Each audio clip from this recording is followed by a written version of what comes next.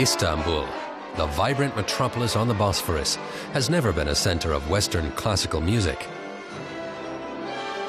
But 13 years ago, the Borusan Istanbul Philharmonic Orchestra was founded in the hope of changing that.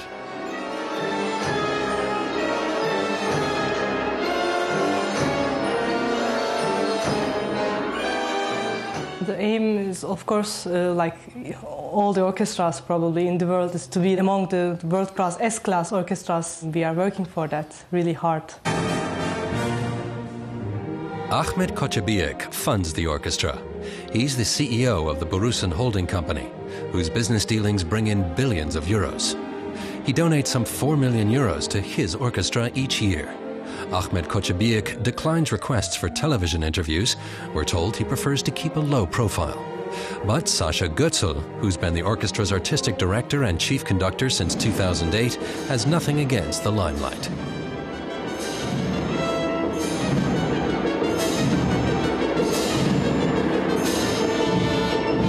The 41-year-old Austrian says the position has a lot to offer. I have more freedom than anywhere else because the administrative structure is so small. We have only 3 people making executive decisions, and their main concern is that the orchestra keeps developing artistically. As far as the program is concerned, soloists, repertoire, I have all the freedom I need as long as I keep the orchestra developing. And that makes it one of the most thrilling places in the world for a young conductor. Every month, Sasha Götzl flies from Austria to Istanbul for a few days of rehearsals. The orchestra is made up of 80 freelance musicians from all over Turkey. They come together for about 25 concerts a year.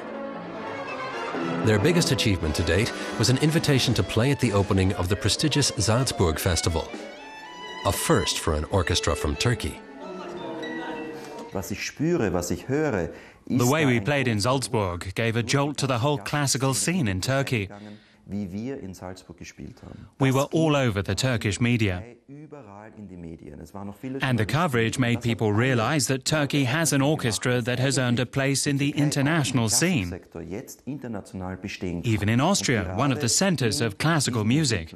It was quite a leap. The headquarters of Ahmet Kocabiyik's Borusan holding is directly on the Bosphorus, the strait separating Europe from Asia. It's hard not to notice that the CEO is a passionate art collector. During the week, these offices manage the operations of one of Turkey's biggest conglomerates. On the weekend, they function as an art gallery that's open to public viewing. This is Kocabiyik's office. The furnishings reveal his love of music.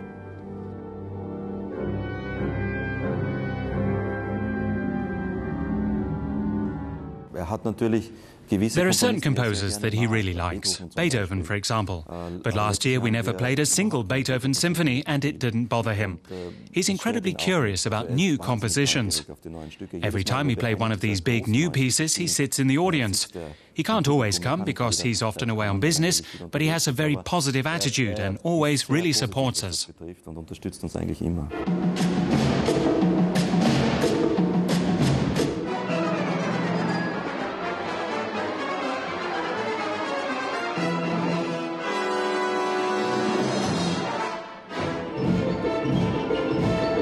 The premiere concert for the orchestra's new CD included 20th century compositions. They were recorded on the company's grounds since Istanbul doesn't have a major recording studio. You have to imagine an automotive workshop and a large car showroom here. And on top of the showroom, it looks like an aircraft carrier. It's about 120 meters long and 30 meters wide. But people say the results were like those at the famous big recording studios on Abbey Road in London.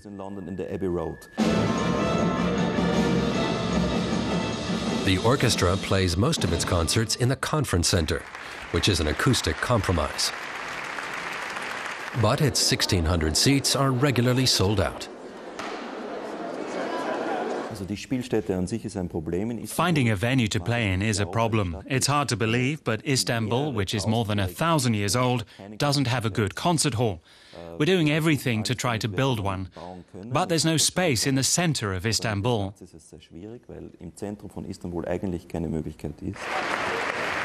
Already considered Turkey's best, the Borusan Istanbul Philharmonic hopes to one day be ranked among Europe's finest orchestras. All it needs now is a concert hall to call home.